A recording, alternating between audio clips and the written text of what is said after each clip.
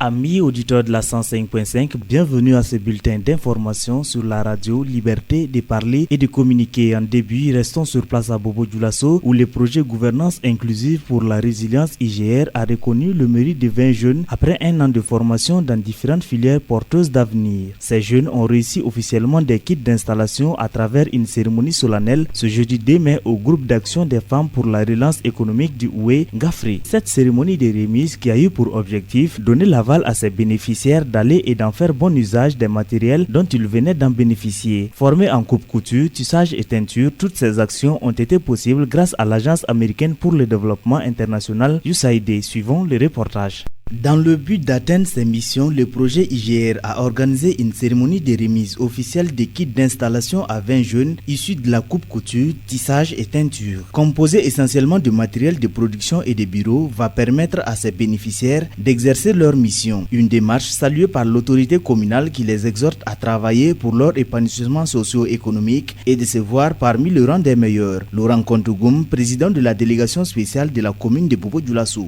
L'initiative est véritablement à saluer, c'est des exemples à dupliquer parce qu'il s'agit ici de formation entrepreneuriale. On a travaillé pendant une certaine durée à outiller des jeunes dans le domaine de la teinture, dans le domaine de la coupe-couture et dans le domaine du tissage. En plus de la formation technique qui est nécessaire pour acquérir l'expertise, ils ont été appuyés en matériel, toutes choses indispensables pour qu'ils puissent embrasser le monde professionnel avec le minimum pour commencer. Et c'est l'occasion pour moi de remercier IGR, le projet, de remercier l'USAID, le partenaire technique et financier, et le GAFRE qui a chapeauté de manière technique et opérationnelle la formation de l'ensemble de ces 20 jeunes bénéficiaires de ce projet. Parce qu'il n'y a que par ces approches qu'on peut donner tous les outils à nos jeunes de pouvoir embrasser le milieu professionnel avec beaucoup de chances de réussite parce qu'ils ont été bien formés, ils ont aussi le minimum pour commencer. Et les bénéficiaires, c'est vraiment d'en faire un bon usage. J'ai eu la latitude de constater qu'il s'agit d'un matériel de bonne qualité. Leur devenir